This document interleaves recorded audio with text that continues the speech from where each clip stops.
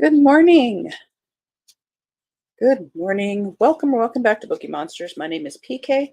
It is Friday, July 5th, and we are here to finish off the week. It is Freeform Friday of looking at the new releases. And just before starting, I realized my glasses were absolutely filthy. So I'm cleaning them before we get started because I can't read the screen. Hope you had a good 4th. I was awake way too late because we just had fireworks like crazy all around us. Cajun says, "Morning, everyone. Have a day off for a doctor's appointment. Oh, I hope that goes well for you. I am also taking the day off. This is the first one in years.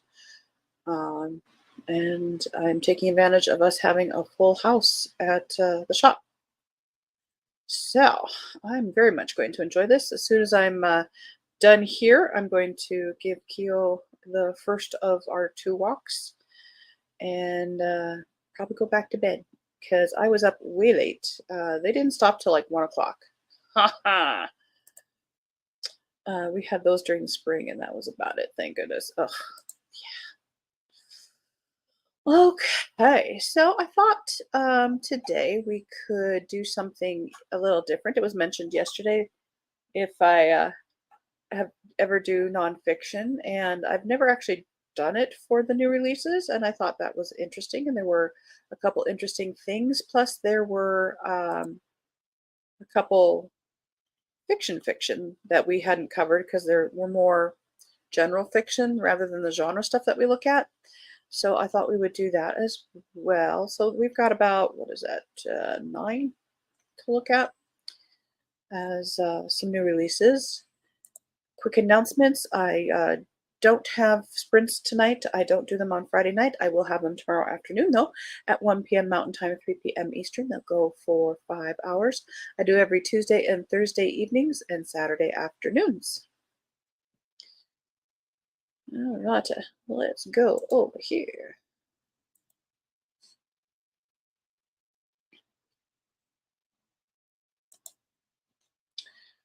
All right, this first one is appropriate for the week, and it's probably why it was released this week.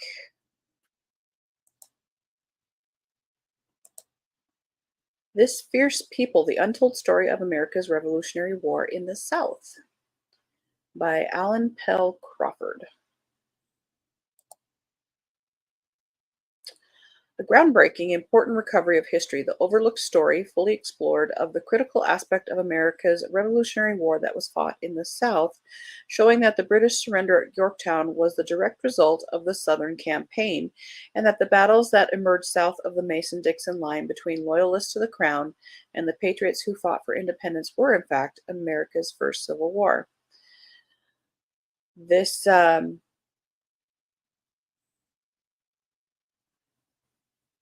is crucial because they needed, there were 13 colonies at the time, 13 territories at the time, and they were all fairly independent among themselves, but also being a colony of England. Those who were wanting to separate from England needed the help of the agreement of the southern states as well. And of course, the South's economy depended on the labor of slaves. And the founding fathers were wanting to end slavery at that time. But the southern states, that was a hard decline for them. You know, we need to continue our economy this way. We're not going to join you unless you stop doing that.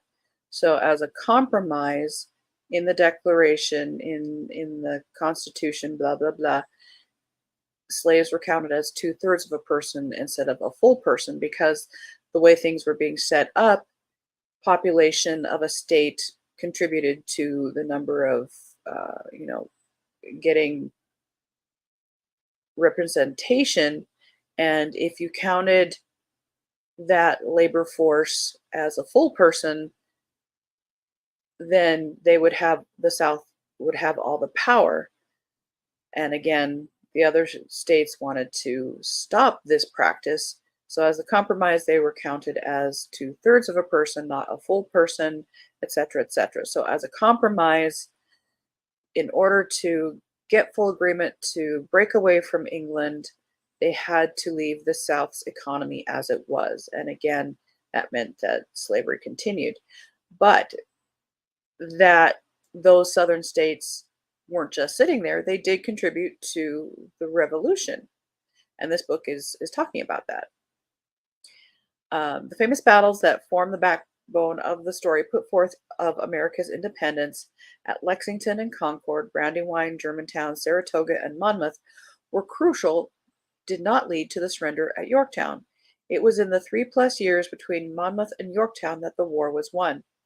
The author's riveting new book, this book, tells the story of these missing 3 years, long ignored by historians, and of the fierce battles fought in the South that made up the central theater of military operations in the latter years of the Revolutionary War, upending the essential American myth that the War of Independence was fought primarily in the North. It just, there was so much information, they focused on that area, which leaves open books to be written about it, like this one. Weaving throughout the stories of the heroic men and women, largely unsung patriots, African Americans and whites, militiamen and irregulars, patriots and Tories, Americans, Frenchmen, Brits, Hessians, Crawford reveals the misperceptions and contradictions of our accepted understanding of how our nation came to be, as well as the national narrative that America's victory over the British lay solely with General George Washington and his troops. I don't think that is what they're pushing. That is what is easily taught in schools. I know teachers have to have very little time to get information across, so you do the highlights. So this lets the author go into greater detail.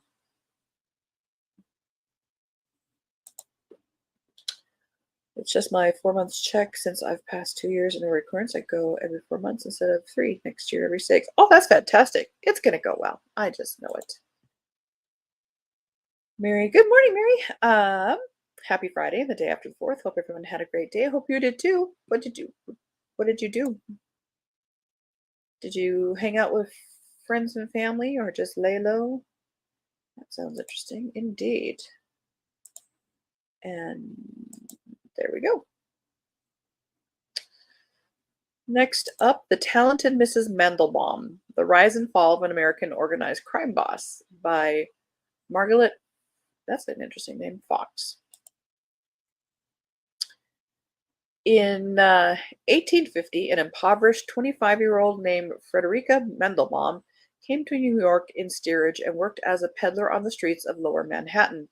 By the 1870s, she was a fixture of high society and an admired philanthropist. How was she able to ascend from tenement poverty to vast wealth? In the intervening years, Marm Mandelbaum had become the country's most notorious fence, a receiver of stolen goods, and a criminal mastermind. By the mid-1880s, as much as $10 million worth of purloined luxury goods, nearly $300 million in today's money, had passed through her Lower East Side shop. Called the nucleus and center of the whole organization of crime, she planned robberies of cash, gold, and diamonds throughout the country. But Mrs. Mandelbaum wasn't just a successful crook. She was a business visionary, one of the first entrepreneurs in America to systemize the scattershot enterprise of property crime. Handpicking a cadre of the finest bank robbers, housebreakers, and shoplifters, she handled logistics and organized supply chains, turning theft into a viable, scalable business. It's a vivid portrait of Gilded Age New York, the city teeming with nefarious rogues, capitalist power brokers, and Tammany Hall bigwigs, all straddling the line between underworld enterprise and legitimate commerce. Combining deep historic research with a narrative flair for those for which she is celebrated, the author tells the unforgettable true story of a once famous heroine whose life exemplifies America's cherished rags to riches narrative while simultaneously upending it entirely. She did it through illegal means, but that is an amazing story of a very unlikely person.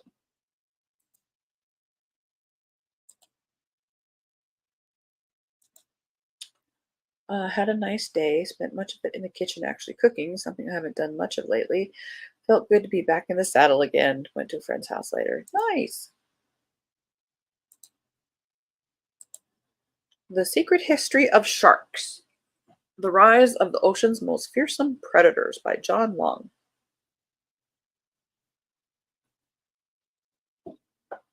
Sorry, coffee was required. From ancient megalodons to fearsome great whites, this book tells the complete untold story of how sharks emerged as Earth's ultimate survivors by world-leading paleontologist John Long. Sharks have been fighting for their lives for 500 million years and today are under dire threat. They are the longest surviving vertebrate on Earth, outlasting multiple mass extinction events that decimated life on the planet. But how did they thrive for so long? By developing superpower like abilities that allowed them to ascend to the top of the oceanic food chain. Way to make them more scary. John Long, who for decades has been on the cutting edge of shark research, weaves a thrilling story of sharks' unparalleled reign. The book showcases the global search to discover sharks' largely unknown evolution, led by Long and dozens of other extraordinary scientists. They embark on digs to all 7 continents, investigating layers of rock and using cutting edge technology to reveal never before found fossils and the clues to sharks' singular story. As the tale unfolds, Long introduces an enormous range of astonishing organisms. A 30-foot long shark with a deadly saw blade of jagged teeth protruding from its lower jaws, a monster giant clams crusher, and bizarre sharks fossilized while in their mating ritual. The book also includes startling new facts about the mighty megalodon with its 66-foot-long body, massive jaws, and 6-inch serrated teeth. With insights into the threats to sharks today, how they contribute to medical advances, and the lessons they can teach us about our own survival, the book is a riveting look at scientific discovery with ramifications far beyond the ocean. That sounds really cool. This would be for the kids, the young people who love, um, dinosaurs, fossils, and kinds of things. Of course, those who have gotten involved with Shark Week. I'm intrigued by the fossil and evolution side of things there. That's cool.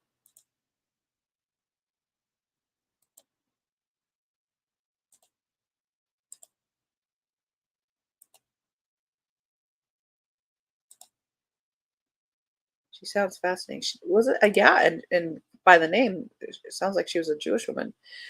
Yeah, I found some interesting books this morning. We might have to do more nonfiction.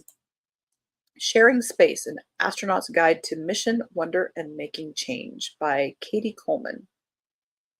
In 2010, Katie Coleman boarded a rocket and blasted off into space for her third NASA mission, a 6-month expedition to the International Space Station, where she was the only woman on her 6-person crew.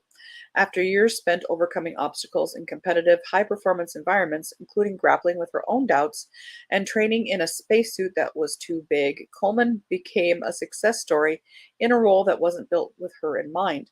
An astronaut who is also a mother, Air Force colonel, scientist, and leader.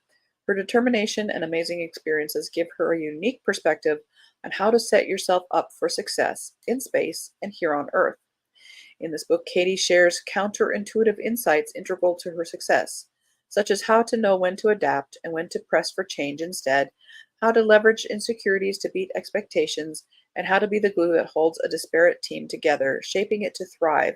Illustrated with stories from her life and training, Katie takes readers from meteorite hunting in Antarctica to launching a 1.6 billion telescope into space to the wonder of spending 6 months living and working in zero gravity. This book will inspire anyone eager to escape a box in which they have been wrongly placed and to develop the confidence to succeed, even when they're not an obvious fit.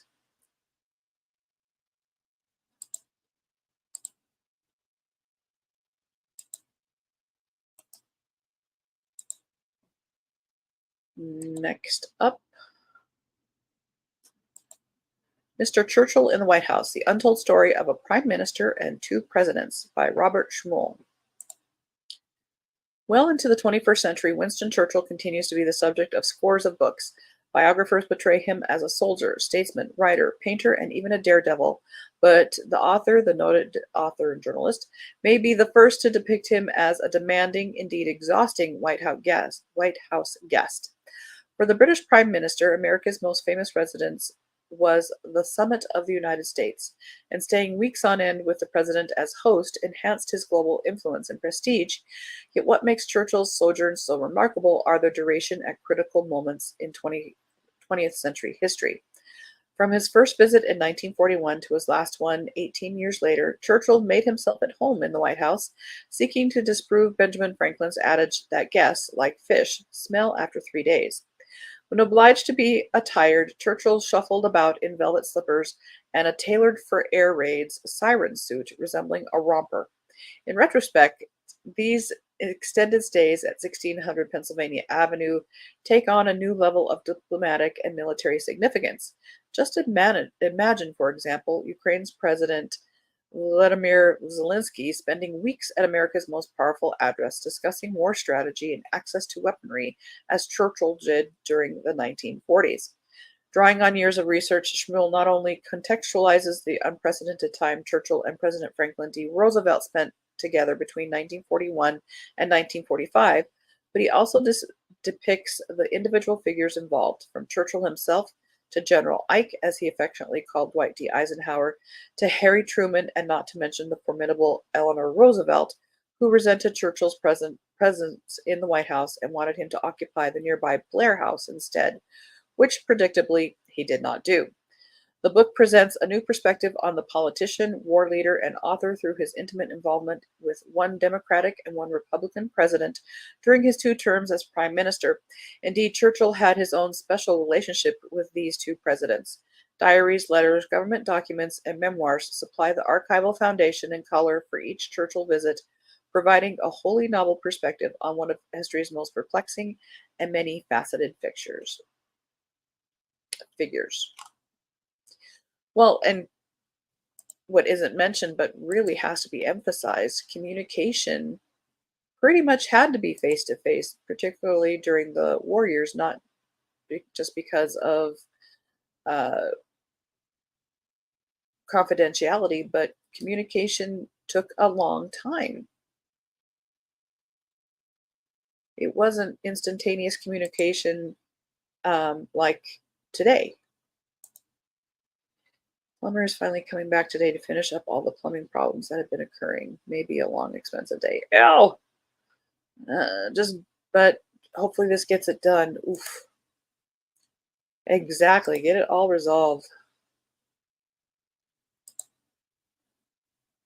All right. I think from here on is more general fiction-y kind of things that we hadn't covered.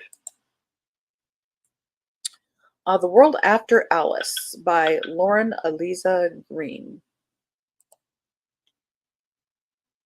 When Morgan and Benji surprise their families with a wedding invitation to Maine, they're aware the news of their clandestine relationship will come as a shock.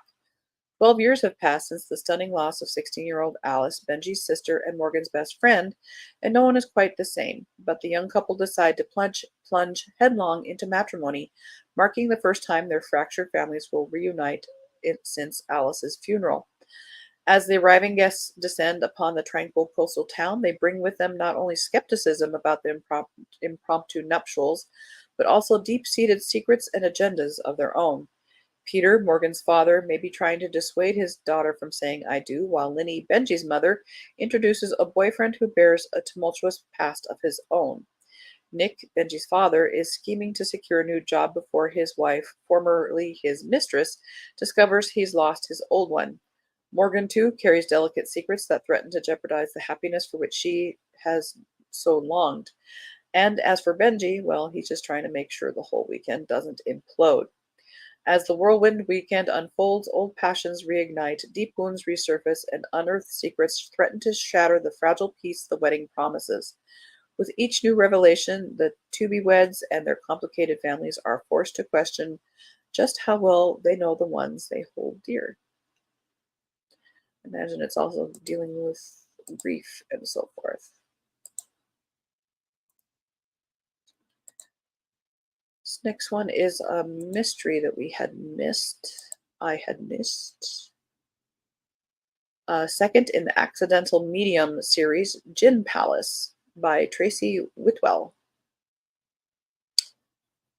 Tans can talk to ghosts, although she'd prefer if she couldn't. Struggling to make ends meet as an actress and wholly unsuited to supply teaching, Tans is only one bad day away from a meltdown, and the babbling ghosts aren't helping. So when Tans is offered a paid acting gig in her hometown, things start to look up. But Newcastle's dead won't stay quiet for long, and soon Tans becomes haunted with visions of a mysterious Jin Palace guarded by a sinister figure. As Tans start to piece together a terrible tragedy, it becomes clear there's no limit to what the poltergeist will do to keep his secrets his own. Unfortunately, he's never met anyone quite like Tans before.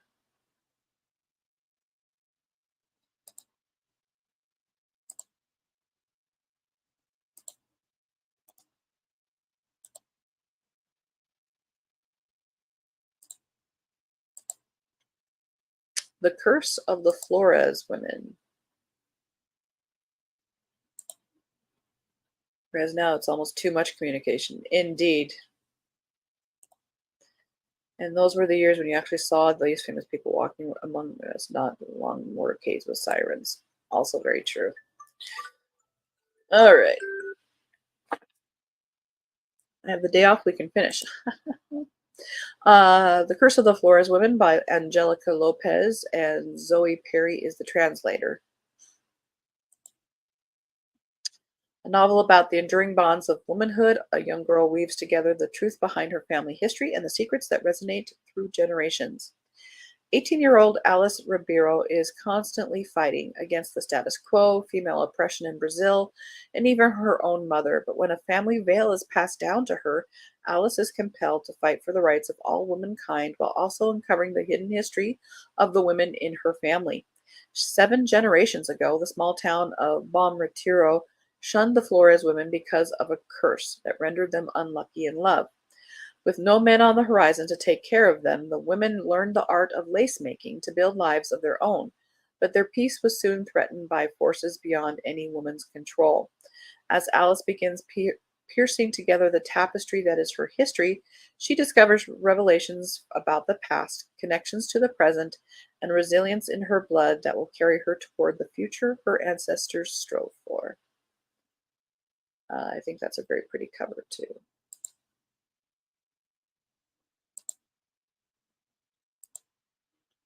And the last one for today, The Moonlight Market by Joanne Harris. Deep in the heart of London, a young photographer named Tom Argent walks the streets and captures whatever catches his eye. An old man drinking coffee, a striking woman sipping the champagne in St. Pancras Station, a cloud of moths taking flight across the sky. He's orphaned, lonely, and lost in his work. He certainly has no intention of falling in love. And yet love finds him in the shape of beautiful Vanessa, who lives a dangerous double life in the heart of the city. Tom's pursuit of Vanessa leads him to discover an alternate world, hiding in plain sight among the streets and rooftops of London. A world unseen by common folk and inhabited by strange and colorful beings, in which 2 warring factions, one nocturnal, one in the light, wage war for the sake of a long-lost love, which can only end with one side's total annihilation. This book will enchant readers with new worlds and epic romance, and in this captivating modern fairy tale about what could be hiding in the corner of your eye.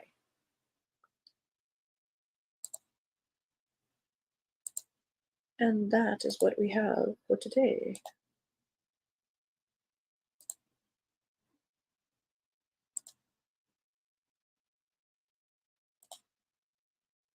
Are taking the day off. Yes, sure hope so. Have like, yes, I am. Yes, I am. Still don't know what Steve is going to be doing, but I'm taking it off. All right. So, again, no sprints tonight. I don't do them on Friday nights. I will have them tomorrow afternoon, 1 p.m. Mountain Time, 3 p.m. Eastern. They go for 5 hours. And next week, we'll look at the new releases for that week, starting on Monday with Cozy Mysteries and a different genre every day. I do repost these, so if you aren't able to get up early, you can watch it later and see what new releases are. Uh, Okay, then hope y'all have a good day. Good luck with the plumber, Mary. Good. See y'all tomorrow. Good luck with your doctor's checkup. All right. Have a very good day. Hope you are reading good books. And if I don't see you, have a good holiday weekend. And as the banner says here, don't be a bookworm, be a bookie monster. Nom, nom, nom. Have a good day and God bless.